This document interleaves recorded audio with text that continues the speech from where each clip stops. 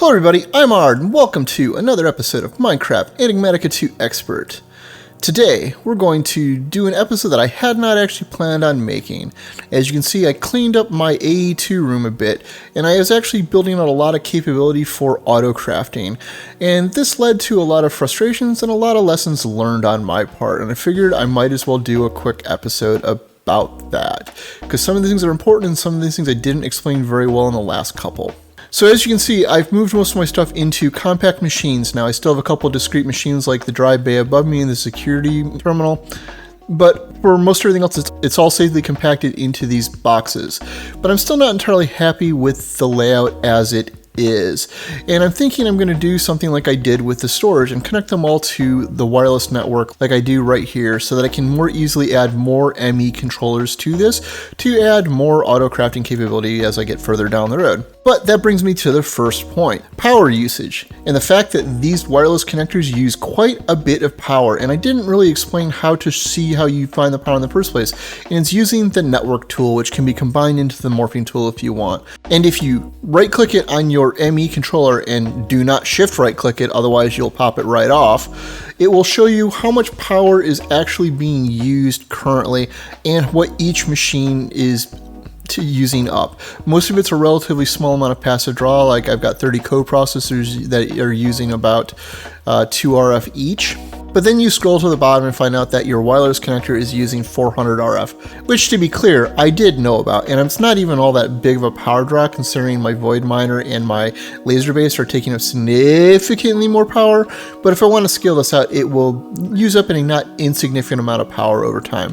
Not a huge deal given how much the turbine I'm using is generating and how much future power sources will be kicking out, but worth noting at least early on, since I'm going to possibly use these to mitigate cable mess for now. And on to the next point. Coming inside this first compact machine, you can see that I've set up a bunch of crafting CPUs, and this is one of the very first things that I automated, was making up to the 64K crafting storage unit, as well as the crafting co-processors, so it could build out crafting capacity. But I didn't really explain what or how these are used for in a really coherent sort of way. So the way these actually work is that you submit a crafting job to be made, and the crafting job might contain a whole bunch of sub-combines to do. And a crafting CPU can only handle as many jobs as it has co-processors for, well, plus its initial storage. So each of these can handle 6 crafting jobs by itself, I believe. I might be not entirely right on this. I'm not a complete expert. You want to build out a bunch of these CPUs though, because otherwise your CPUs will get jammed up by small maintenance jobs. Like my ME interfaces that auto refill the crafting components, those get kicked on after a job completes, and those will eat up a bunch of CPUs. Each one of those will eat up a separate CPU regardless of how many co-processors there are. Or if you submit a large enough job for crafting, like the 64K crafting storage unit that does this will potentially eat up more than one CPU, because we'll turn this on, we'll go back in here, you'll see that it's using CPU 0 and CPU 1 and CPU 2, these two are backfilling, and CPU 3.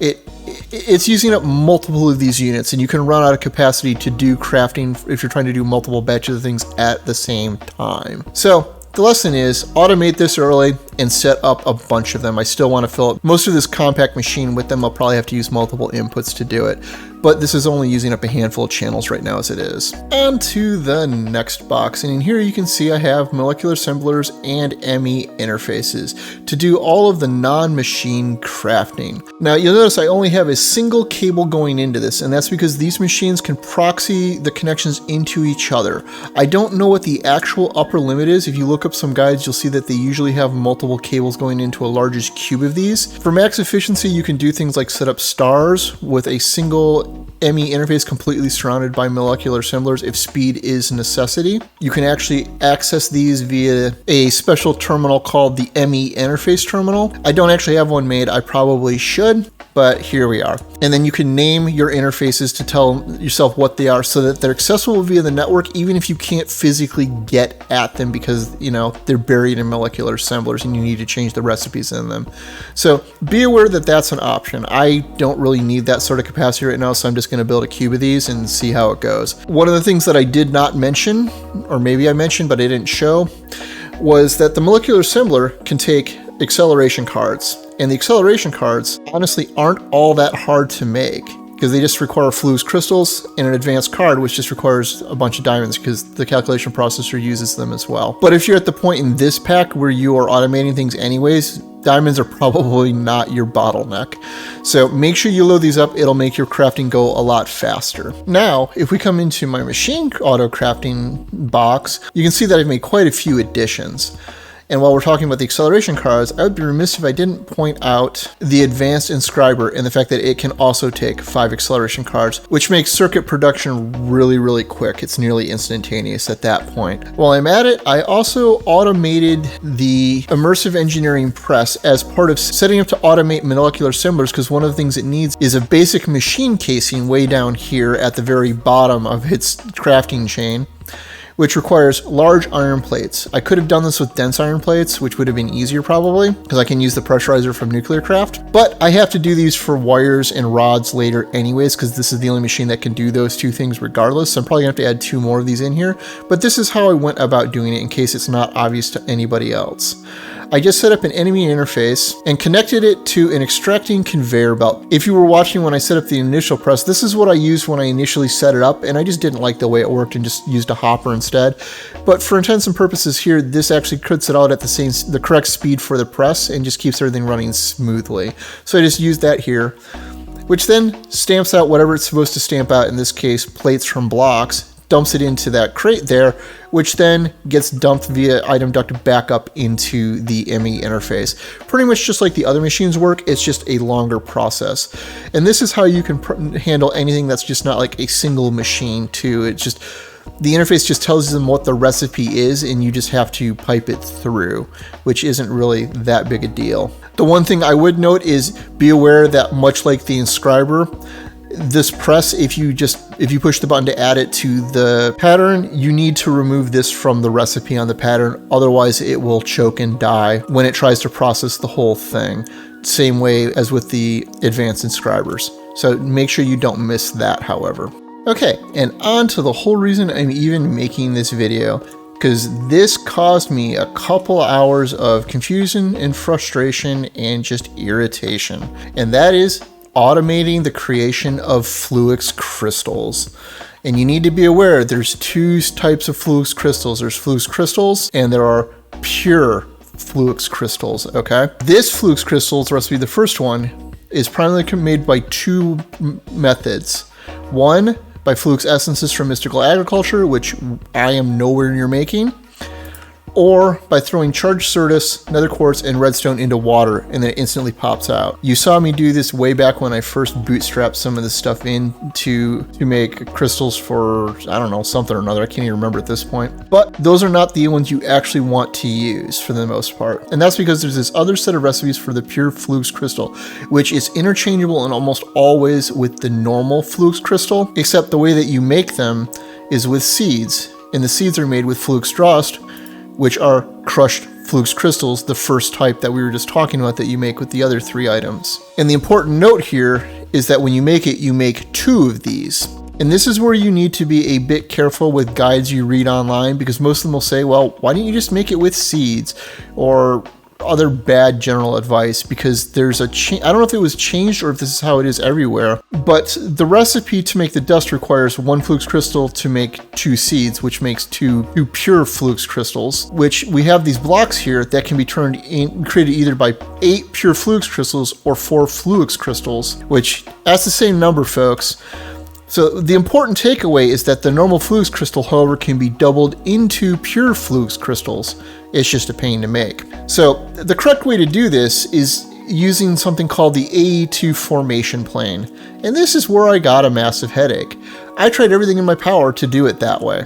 Everything, just because I've never done it. And the formation plane isn't even hard to make. It's just an interface like the storage bus or the export bus or the import bus that attaches 2 machines. And as soon as something enters the inventory of what it's attached to, it outputs it onto the formation plane, in theory. The formation plane requires power. I was providing power via quartz cables, just like all of the examples I've seen. Could not get it to output. Not with an output bus, not with anything else I've tried. Just never, ever got it to work. And I got extremely frustrated, and then I was like, I'm playing Enigmatica 2 Expert. Why am I fighting with this? There are very, very easy ways to do this. So if you are someone who somehow needs to hear this, you don't need to use the AE2 method. You don't. There are much, much easier ways.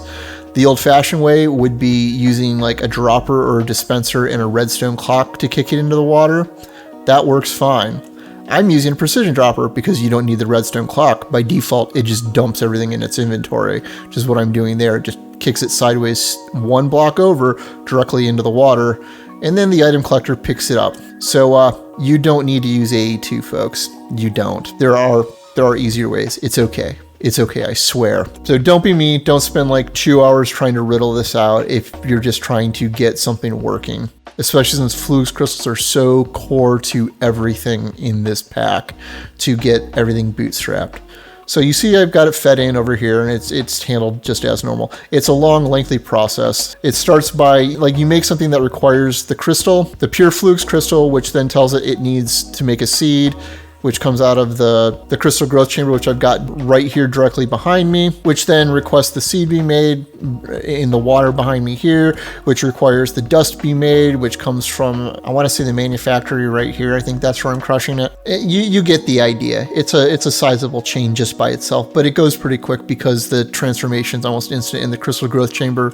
Oh, with acceleration cards, same as the other ones, goes extremely quick. So don't be me. Anyhow, I hope the frustrations I've gone through and the lessons that I learned over the last couple days will be useful to somebody or save some of you some trouble. There's things I clearly want to clean up still. I actually don't like the cable layout that I've got in here because I'm only using about half the capacity of the one ME cable I've got coming in currently, and now I'm kind of blocked by the Fluix cables I've used here in some places versus the dense cables, and I need to rethink my layout a bit. This wasn't originally how I was going to lay it out, and I didn't stop myself from being stupid early on, but now it's kind of biting me. So not great.